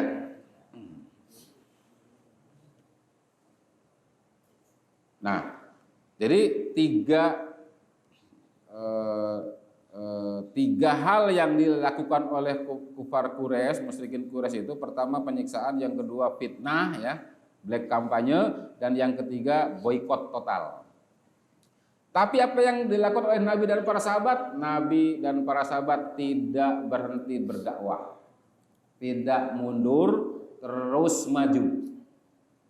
Bayangkan kalau andainya ketika itu Nabi dan para sahabat berhenti berdakwah, mungkin kita ini belum muslim. Ya kan ya? Nggak nyampe ke sini nih Islam. Tapi karena Nabi itu luar biasa dan juga para sahabat adalah generasi terbaik kita, maka tantangan yang berat tadi dari orang-orang musyrikin Quraisy itu dihadapi ya dengan sabar, istiqomah, sehingga dakwahnya terus berjalan. Sampai kemudian ya Nabi itu mendapatkan pertolongan dakwah dari orang-orang Madinah. Tahun ke-11 bi'sah Nabi, ke-11 bi'sah itu artinya tahun ke-11 setelah Nabi diutus jadi Nabi gitu ya. Itu Nabi bertemu dengan beberapa orang dari suku Aus dan suku Khazraj dari Madinah, dari Yathrib. Ketika mereka melaksanakan ibadah haji ke Mekah. Jadi tiap musim, setiap bulan Dzulqa'dah, Dzulhijjah itu orang-orang dari seluruh penjuru datang ke Mekah untuk haji. Nah, itu menjadi kesempatan oleh Nabi, buat Nabi untuk menyegat mereka, ya, mencegat mereka, kemudian diomongin, didakwahi. Nah, termasuk suku Aus dan suku Khazraj ketika itu yang mau haji ke Mekah, itu dicegat oleh Nabi di perjalanan, kemudian disampaikan, aku Rasulullah, aku utusan Allah. Orang Aus dan orang Khazraj yang ada di Madinah atau di Yathrib itu adalah orang-orang yang sudah berinteraksi dengan orang-orang Yahudi. Karena di Madinah itu sudah ada Yahudi. Kalau di Mekah belum ada Yahudi. Di Madinah ada. Aus dan Khazraj penduduk asli Madinah. Yahudi pendatang, sudah lama juga datangnya. Tentu saja berinteraksi dengan dia berinteraksi.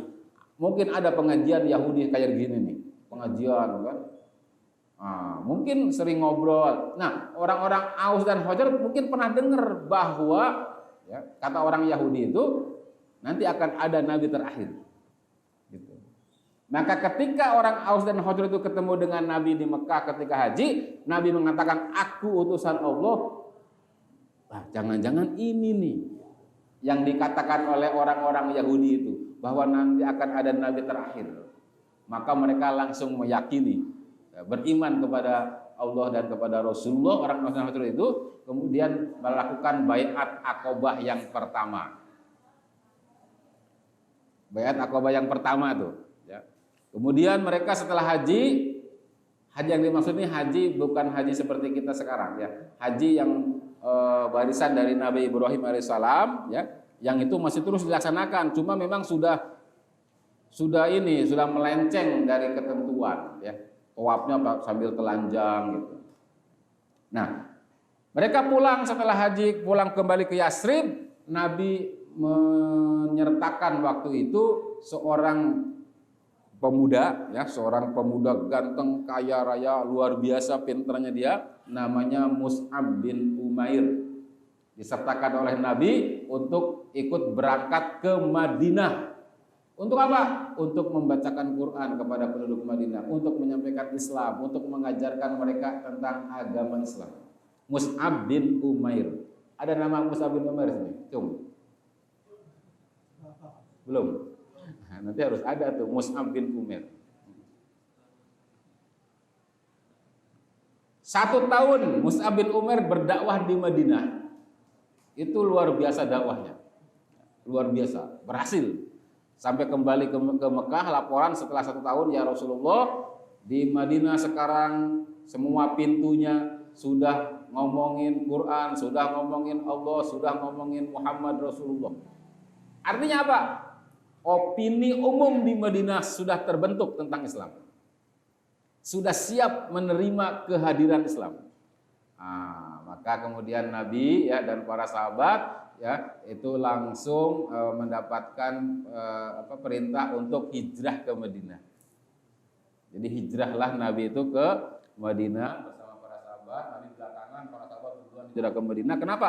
Karena di Madinah sudah kondusif menerima Islam. Dan fakta sejarah mengatakan seperti itu. Ketika Nabi sampai di Madinah pada etapa perjalanan hijrah terakhir itu, Nabi dibaiat menjadi kepala negara Islam Madinah. Jadi Nabi ketika di Madinah gelarnya sudah 2, Rasulullah, dan yang kedua pemimpin negara. Aktivitas politik, namanya pemimpin negara itu pasti politik. Ini kan cerita seperti ini kan jarang disampaikan ya. Nabi itu pemimpin negara. Nabi itu panglima perang. Panglima militer.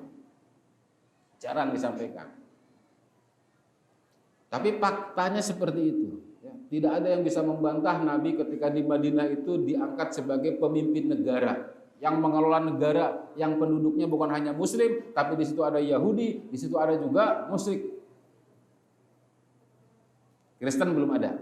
Kristen baru datang belakangan. Jadi ada Muslim, Yahudi, dan musyrik. Musyrik itu siapa? Musyrik itu penduduk Madinah asli, sisa-sisanya yang belum Islam gitu. Sedikit nanti punah, lama-lama punah dia musyrik. Nah, yang ada Muslim saja nanti. Orang Yahudi ada, tapi nanti terusir dia. Nah, ini ketika Nabi di Madinah, dakwah Nabi warnanya sudah lain lagi, berbeda. Kalau tadi di Mekah Nabi dakwahnya fikriyah lamadiyah, dakwah pemikiran saja, ngomong saja, cerita saja, nggak pernah dakwahnya pakai golok, pakai pedang, nggak gitu. Tapi hanya dengan ucapan, dengan lisan, dengan lidah. Tapi dakwah yang begitu saja itu sudah bikin gerah orang musyrikin Quraisy. Takut. Dengan omongan tuh takut gitu. Padahal ngomong doang dakwahnya kan gitu.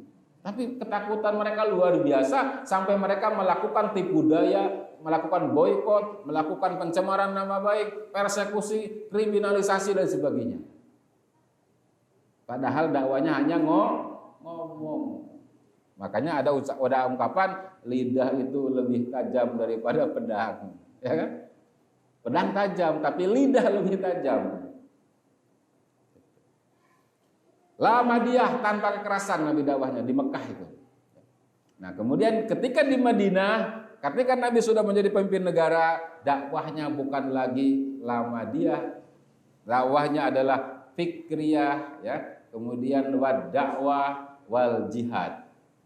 Kalau sudah di Madinah, dakwahnya itu dengan menyampaikan dakwah dan jihad fisabilillah. Menyebarkan dakwahnya bukan hanya orang per orang lagi, tapi sudah lewat antar negara. Nabi berkirim surat ke Muqawqis, Nabi berkirim surat ke Persia, Nabi berkirim surat ke negara-negara lain gitu. Isi suratnya apa? Aslim taslam, Islamlah engkau, maka engkau akan selamat. Tuh, hubungan luar negeri Nabi itu begitu, menyeru mereka kepada Islam. Bukan menghormati adat tradisi mereka. Kalau tidak menghormati adat tradisi mereka radikal tuh, intoleran.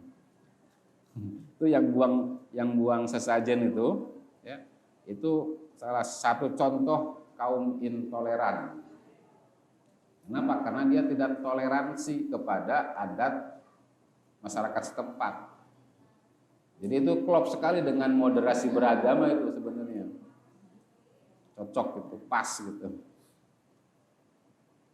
Ya itulah, begitulah ya keadaannya. Nah, jadi ketika di Madinah warna dakwahnya bukan lagi pemikiran saja, tapi sudah dakwah secara nyata dan jihad fisabilillah. Ya. Nah, kemudian yang terakhir saya ingin sampaikan bahwa dakwah Nabi kendati pun masih dalam taraf pemikiran di Mekah, tapi dakwah Nabi itu mengandung sifat yang sifatnya itu menentang, ya. Kemudian dakwahnya dakwah yang dua sisi mata uang. Ada punya duit nggak koin? Nggak ada. Udah ada nggak apa-apa. Kalau ada koin, nah di satu sisinya gambar 1000, nah, sisi lainnya gambar burung, gitu kan? Kalau satu sisinya gambar burungnya dikosongin, dihapus, laku nggak tuh? Nggak laku. Hanya ada satu sisi yang gambar 1000 perak, tapi sisi lainnya polos. Wah, ini palsu gitu kan ya. Nggak laku dia. Nah, dakwah Islam yang dilancarkan oleh Nabi dua sisi. Artinya apa? Sisi pertama, dakwah Islam itu harus menjelaskan keburukan sistem. Keburukan fakta yang ada harus dijelasin. Ini demokrasi ini buruk, demokrasi ini salah, demokrasi ini dari orang-orang kafir, demokrasi ini buatan manusia, demokrasi ini menyalahi perintah Allah. Harus seperti itu. Demokrasi ini melegalkan segala rupa yang dilarang oleh Allah. Nah, yang benar adalah Islam. Jadi gitu. Harus disampaikan sistem yang rusak, kemudian diberikan solusinya. Jangan hanya solusi, tapi sistem yang rusaknya enggak disampaikan.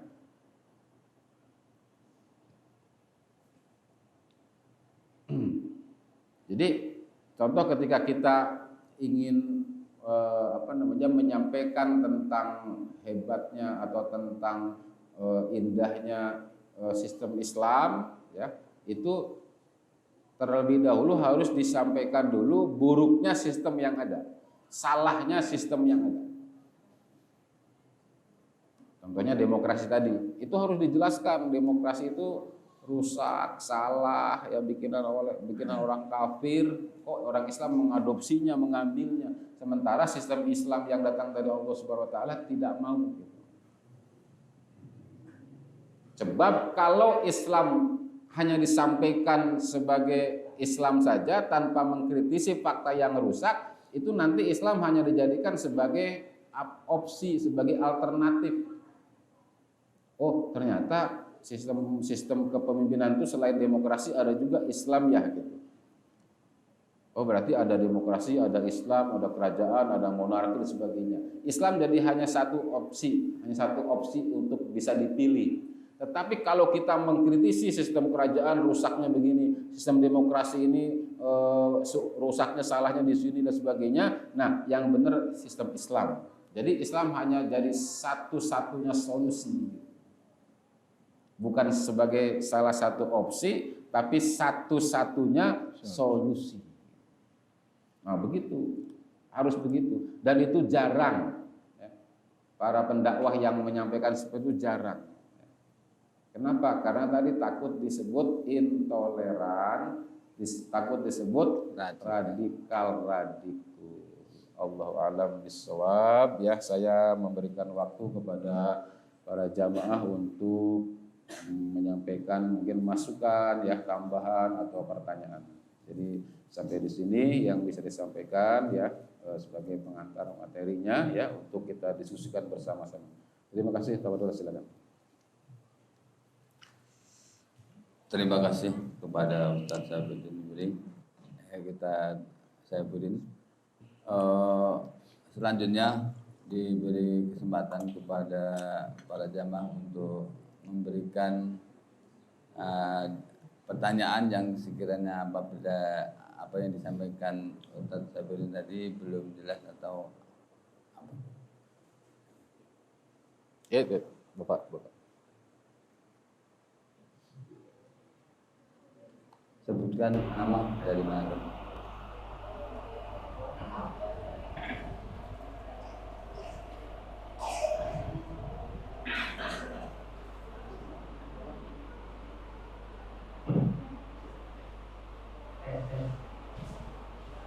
Bismillahirrahmanirrahim. Assalamualaikum ya Ustaz.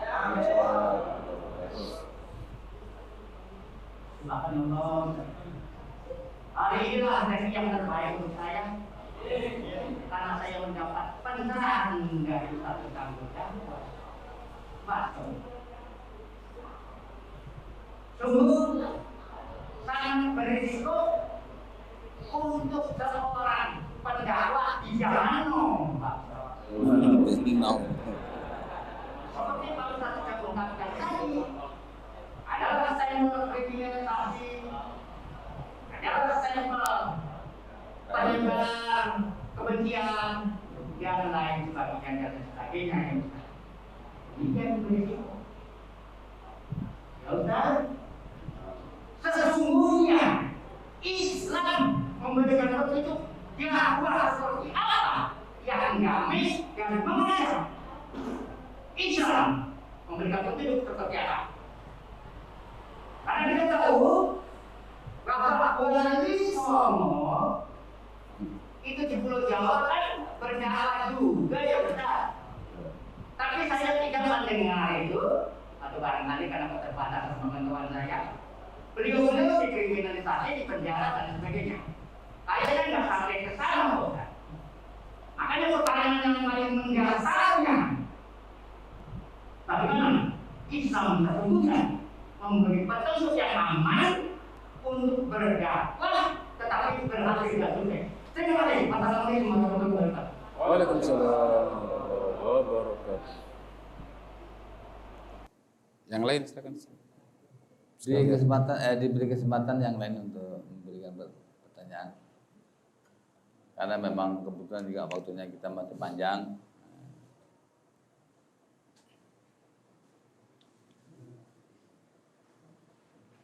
Belum ada. Kalau belum ada jawab dulu sambil nungguin pertanyaan lanjutan ya. Alhamdulillah, terima kasih atas pertanyaannya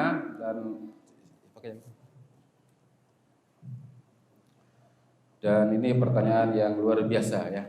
Jadi bagaimana sebenarnya konsep dakwah di dalam Islam itu? Pertama ya, kita merujuk kepada ayat Al-Quran yang berbicara tentang dakwah. Tadi sudah kita bahas pertama bahwa dakwah itu adalah aktivitas terbaik.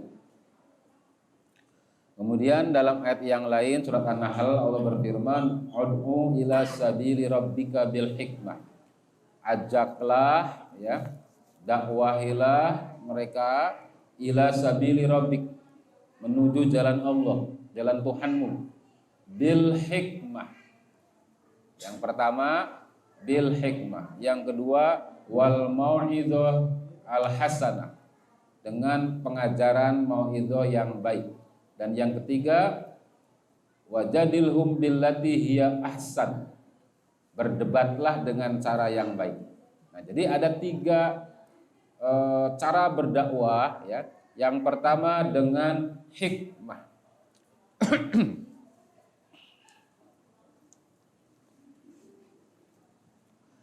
Dengan hikmah ini ada yang mengatakan dengan hikmah itu dengan damai, dengan sopan santun. Sebagaimana kita sering mendengar kata-kata hikmah itu artinya kan, hikmah itu apa?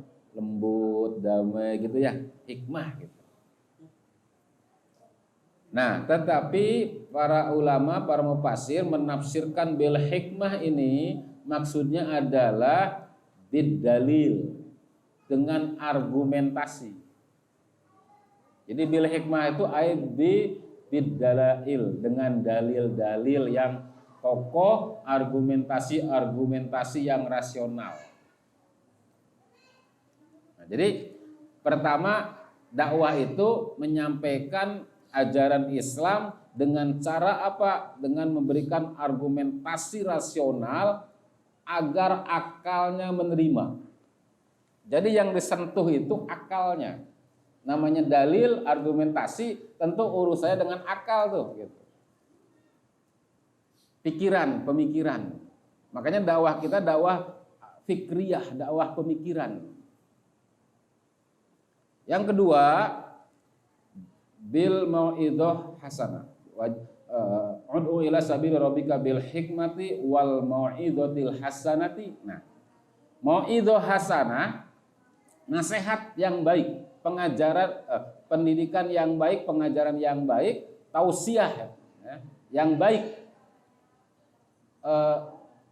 dengan apa namanya, dengan sentuhan-sentuhan ke hati. Kalau itu namanya nasihat ya, tausiah yang disentuh hati.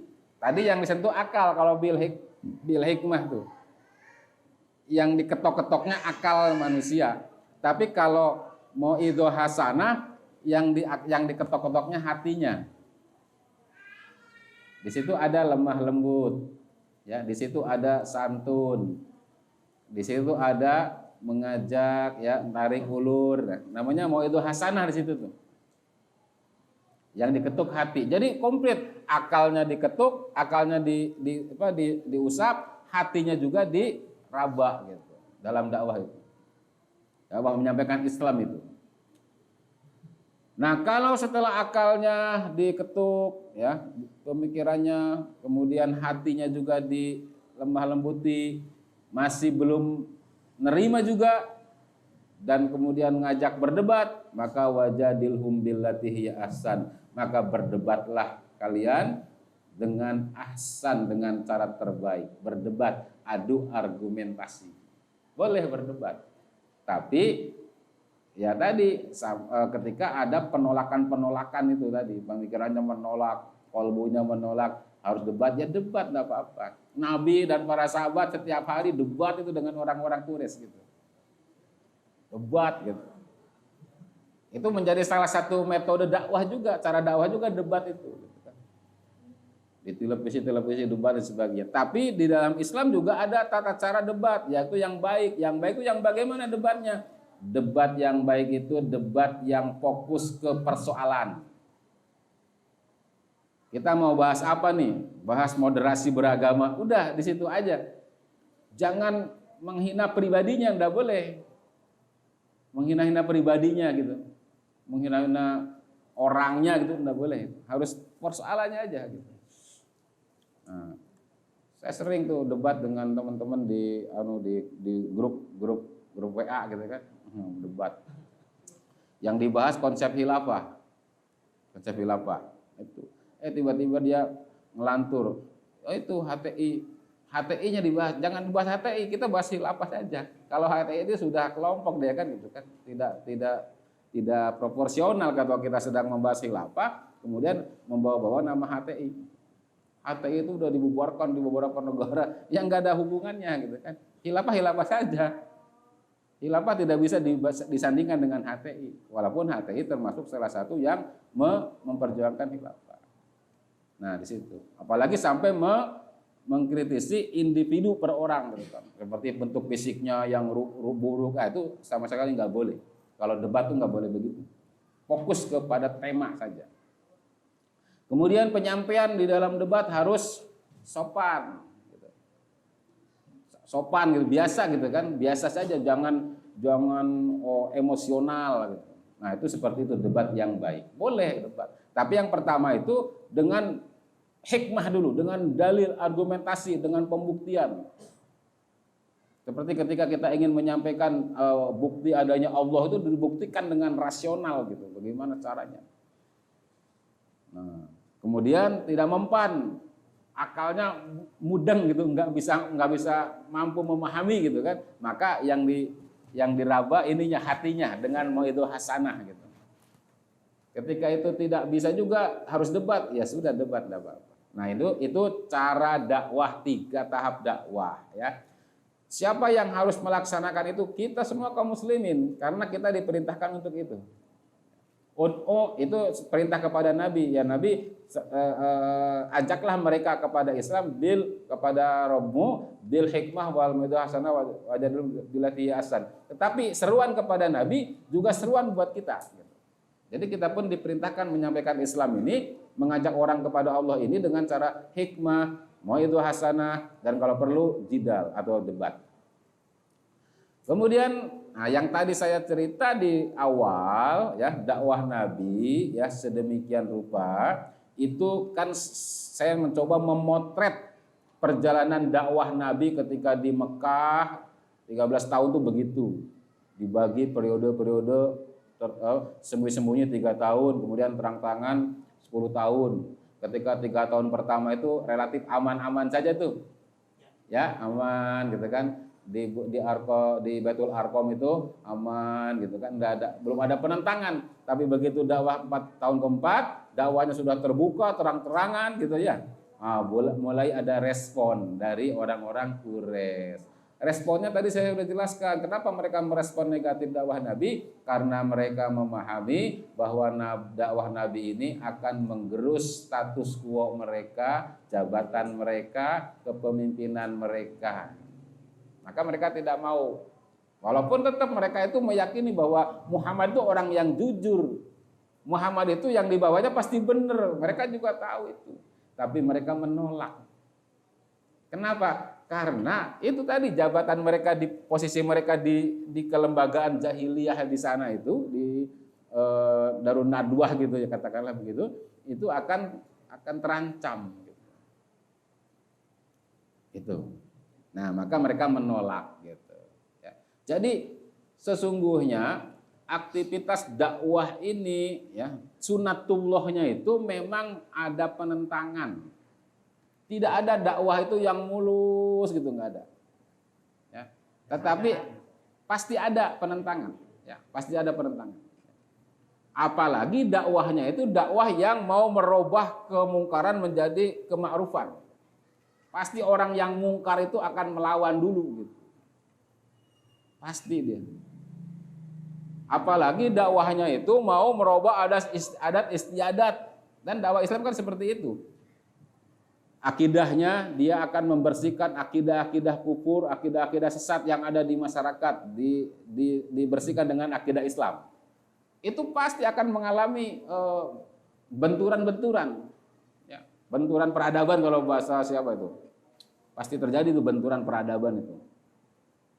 Ketika syariat Islam itu diturunkan, dia akan membersihkan syariat-syariat lain yang rusak, juga akan mengalami benturan. Jadi jangan berharap kalau dakwah itu harus mulus saja, enggak.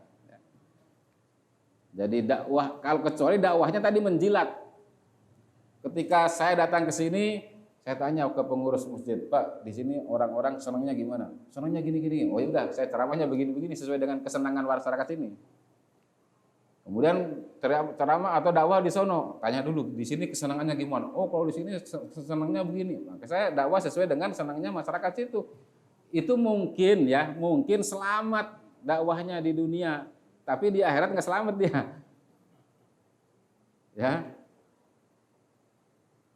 Nah, jadi itu namanya kan begini, orang dai pendakwah itu adalah orang yang akan merubah masyarakat ya dengan ide-ide atau konsep yang dia bawa. Jadi masyarakat yang akan dirubah.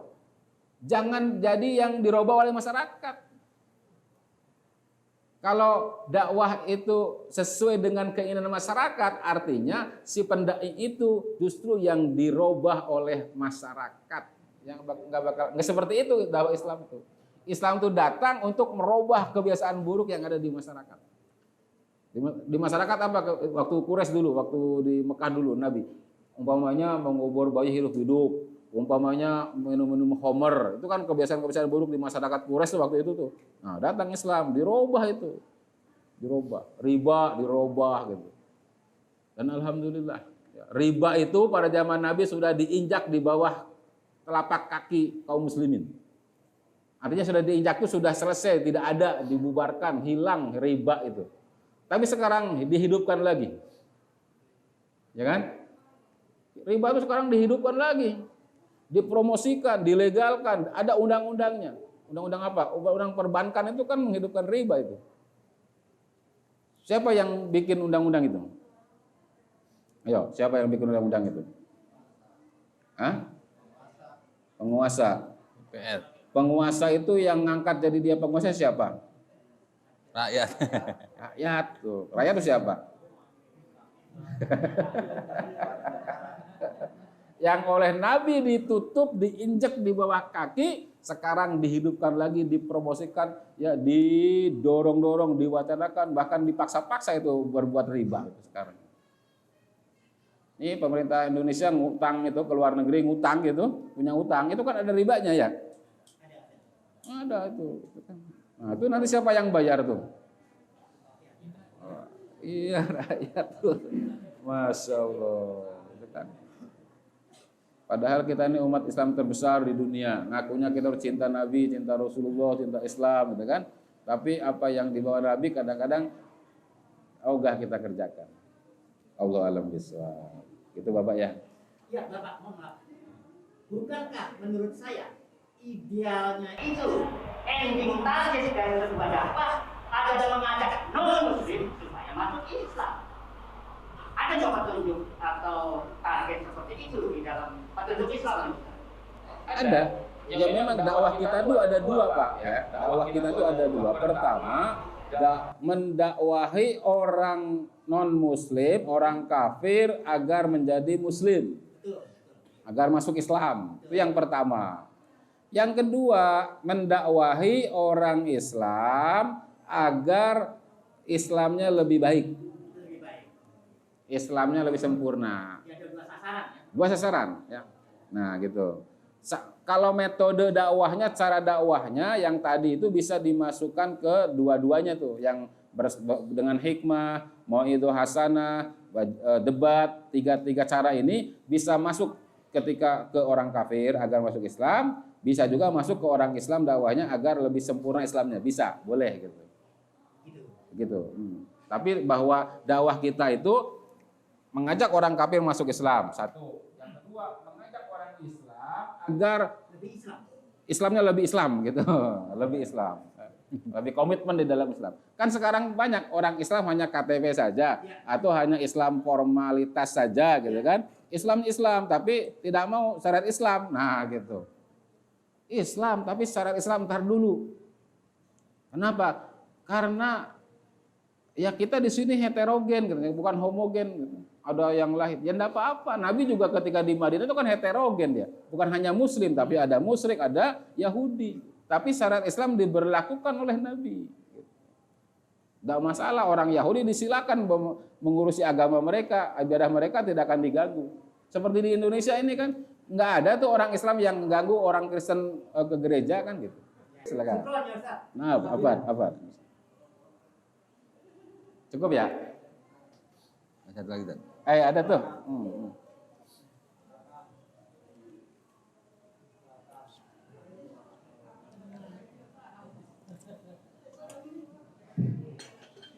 Assalamualaikum warahmatullahi wabarakatuh. Waalaikumsalam. Saya ingin bertanya, lebih jelasnya kayak gitu ya, terutama di tengah-tengah masyarakat. Dari masjid ke masjid itu kan termasuk ustaz itu sering berkata kepada jemaahnya bahwa hasil kesepakatan dari NKRI yaitu jadi hasil kesepakatan para ulama yang itu harus dipatuhi dan ditaati oleh semua rakyat Indonesia. Kan gitu. Jadi pertanyaan saya, apakah benar para ulama ini bersepakat untuk membangun sebuah negara tanpa berlandaskan syariat Islam? Kan gitu. Karena menurut pendapat saya pribadi sebagai ulama itu kan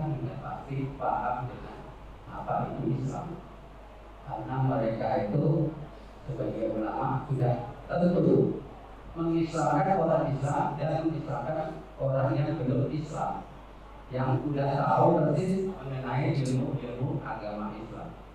Nah, di sini sering saya dengar dari masjid-masjid yang saya datangi gitu ya, ulama tersebut bersepakat hingga para ustadz itu bersepakat jangan diotak-atik hasil dari NKRI ini, dan kita harus mentaati ulil amri yang ada di negara ini. Apapun keputusan penguasa harus ditaati. Satu itu. Yang kedua, bahwa para ustadz tersebut juga mengatakan bahwa Islam itu tidak berpolitik. Jadi kita tidak boleh ikut-ikutan berpolitik. Nanti malah kita akan berdosa ikut-ikutan politik. Nah, gitu. Jadi benahilah diri sendiri, mengajarnya kan begitu. Nah, dan apakah pendapat ini benar? Maka gitu ya kan? Atau keliru? Karena sebagai ulama itu kan jadi tauladan bagi jamaahnya, dan itu bagi umat, apalagi umat yang belum mempunyai ilmu, kan gitu. Nah, menurut Ustaz, apakah pendapat para Ustaz tersebut itu ada benarnya atau ada kelirunya? Itu saja pertanyaan dari saya. Wassalamualaikum warahmatullahi wabarakatuh. Waalaikumsalam warahmatullahi wabarakatuh. Baik, terima kasih. Yang pertama, saya jawab yang kedua dulu ya. Yang ada ulama mengatakan Islam tidak berpolitik. Jangan bawa-bawa politik, jangan masuk politik, nanti berdosa, gitu ya. Itu ada benarnya atau tidak? Ada benarnya. Ada juga tidak benarnya. Yang tidak benarnya lebih banyak. Ada benarnya itu kalau yang dimaksud politik itu adalah politik yang ada di sini, politik dalam bingkai demokrasi, politik dalam bingkai kapitalisme seperti yang ada di gedung parlemen, itu memang tidak boleh kita ikut. Ya, itu benarnya di situ tuh, gitu kan. Tetapi kalau yang dimaksud politik itu adalah politik luhum, politik Islam, ya kita harus. Karena Nabi mencontohkan itu. Nabi itu tiap hari aktivitasnya politik. Para sahabat itu aktivitasnya politik. Jadi berpolitik itu bagi kaum muslimin wajib, ya. Bahkan pemikiran politik ini termasuk pemikiran paling tinggi dalam Islam. Pemikiran fikih itu kalah oleh pemikiran politik. Level ketinggiannya itu. Nabi itu tiap hari berpolitik. Terutama di Madinah gitu. Sebagai seorang kepala negara pasti kan aktivitasnya politik kan ya. Nah, maka kalau ada ulama yang mengatakan tidak boleh berpolitik, Islam itu tidak berpolitik, mungkin belum baca Sirah Nabawiyah. Yang dibacanya baru kitab Takrib atau Fathul Qorib sampai bab puasa saja. Babul Miyah, ya, bab air, kemudian Arkanus Shalah, Mubtilatus Shalah, sampai ke bab saum puasa Ramadan, udah bulan Sya'ban tuh penutupan. Jadi penutupan pengajian baru bab puasa. Jadi libur pengajiannya kan? Libur sampai Syawal mulai lagi bab air lagi dari awal lagi. Terus seperti itu, nggak nyampe tuh ke bab khilafahnya, nggak nyampe gitu. Jadi nggak nyampe ke bab politik. Makanya wajar ngomong seperti itu, nggak usah diharu-haru, biarin aja gitu kan. Nah gitu. Terus yang kedua, pertanyaan yang pertama. Katanya para ulama sepakat untuk mendirikan negara ini berlandaskan sesuai dengan landasan yang sekarang diakui ya. Katanya negara ini berdiri berdasarkan kesepakatan para ulama. Maaf, kalau para ulama bersepakat untuk mendirikan sebuah negara, itu namanya aktivitas politik apa bukan? Politik. Jadi kalau tadi yang pertanyaan yang kedua tadi, ulama tuh jangan ikut politik, nyambung nggak dengan pertanyaan pertama nih? Nggak nyambung gitu kan? Jangan ikut politik, ternyata ulama berpolitik, bersepakat katanya gitu kan? Betul nggak? Iya, ulama bersepakat bikin negara, berpolitik berarti kan. Nah tiba-tiba ada ulama lagi di masjid yang bahwa ulama jangan ikut politik. Kumaha eta. Ya kan? Nah gitu. Ini dari sisi kontradiksinya pemikiran tadi gitu kan.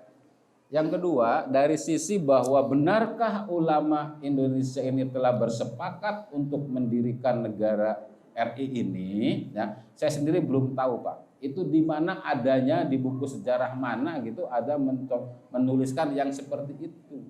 Yang kita pelajari di sekolah itu enggak begitu kan, enggak ada itu istilah ulama sepakat mendirikan itu enggak ada kan.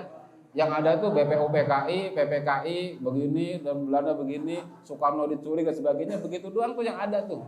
Enggak tahu kalau ada buku baru ya. Enggak tahu tuh kalau ada buku baru. Nah gitu, yang pertama itu ya, yang pertama tuh. Tolong cari di mana tuh ada kesepakatan ulama itu gitu kan, yang mendirikan negara ini atas dasar kesepakatan ulama sehingga tidak boleh digugat gitu kan, nggak boleh dikritisi karena ini udah kesepakatan ulama gitu. Tolong di mana tuh adanya, di buku siapa gitu. Yang pertama itu. Yang kedua, kalau andai kata benar ada kesepakatan ulama gitu ya, yang mendirikan sebuah negara yang itu tidak bersesuaian dengan konsep Islam atau Nabi gitu kan, kalau memang ada, maka apapun kesepakatan itu yang menghalalkan perkara yang haram dan mengharamkan perkara yang halal, maka kesepakatan itu tidak berlaku, batal. Kesepakatan itu tidak boleh melanggar ketentuan Allah Subhanahu wa taala. Contoh gini. Kalau seandainya siang ini kita bersepakat yuk nanti sholat duhur itu nggak usah sholat, nggak wajib. Kenapa? Karena kita sudah ngaji sekarang dari pagi sampai sekarang. Kita bersepakat seperti itu. Kira-kira tetap nggak sholat duhur itu wajib? Wajib. Tetap wajib dia. Nggak berlaku nih kesepakatan kita ini. Walaupun 1000 orang gitu, nggak berlaku tetap. Walaupun semuanya ulama umpama nih sepakat. Seperti tadi nggak bisa. Kenapa? Karena melanggar apa yang telah diwajibkan oleh Allah, atau menghalalkan sesuatu yang diharamkan oleh Allah, atau mengharamkan sesuatu yang dihalalkan oleh Allah. Memubahkan sesuatu yang diwajibkan oleh Allah, ya, atau mengharamkan sesuatu yang dihalalkan atau mengharamkan sesuatu yang diwajibkan. Kalau kebalikan itu tetap nggak berlaku dia. Begitu kesepakatan itu. Jadi jangan asal sepakat para ulama, founding father gitu kan. Lihat kesepakatan Allah, lihat ketentuan Allah. Sesuai enggak dengan kesepakatan? Kalau kesepakatan itu sesuai ya bagus, tapi kalau melanggar perintah Allah, tetap yang diambil adalah perintah Allah. Yang punya surga itu ulama Indonesia apa Allah? Allah.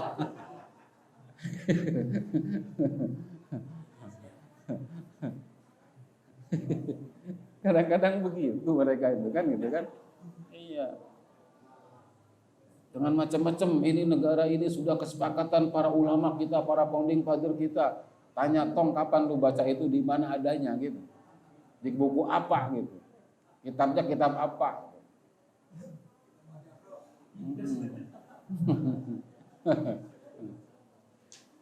Itu ya Bang ya. Insyaallah. Alhamdulillah, materi hari ini luar biasa, interaksi dengan audiens juga luar biasa. Mudah-mudahan ini menjadi petunjuk bagi kita untuk tetap istiqomah dalam dakwah, mensiarkan Islam, secara kafah. Sebelum kita tutup, mari kita tutup dengan doa yang akan disampaikan oleh Ustadz Saifuddin. Silakan Ustadz. Oke, Jaburi. Barokah. Yes. Biar bagi-bagi. Assalamualaikum warahmatullahi wabarakatuh. Waalaikumsalam.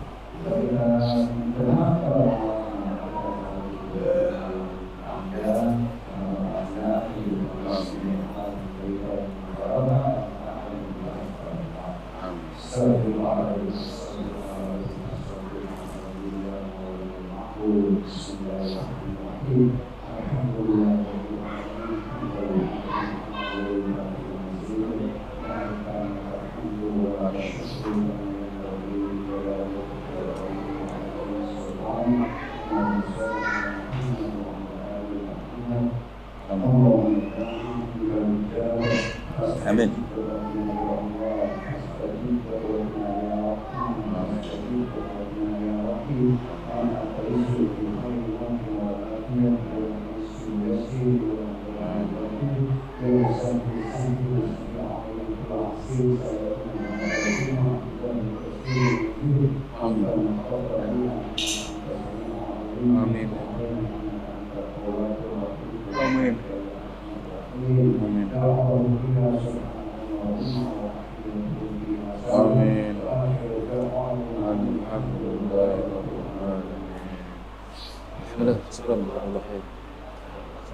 Alhamdulillah, dari kita selesai juga. Sebelum kita tutup, saya ingin sampaikan bahwa Majelis Mutlakin ini juga ada sosmed, FB, YouTube, IG. Mohon bantunya untuk subscribe di YouTube kita dan menjadi lebih Like, subscribe, share. dan share. Demikian saya selaku pembawa acara, mohon kiranya dimaafkan bila mana ada kata-kata yang kurang berkenan. Sebelum kita tutup, nanti setelah ditutup kita foto bareng dengan Ustadz, luar biasa. Akhirul kalam, wabillahi hidayah. Wassalamualaikum warahmatullahi wabarakatuh.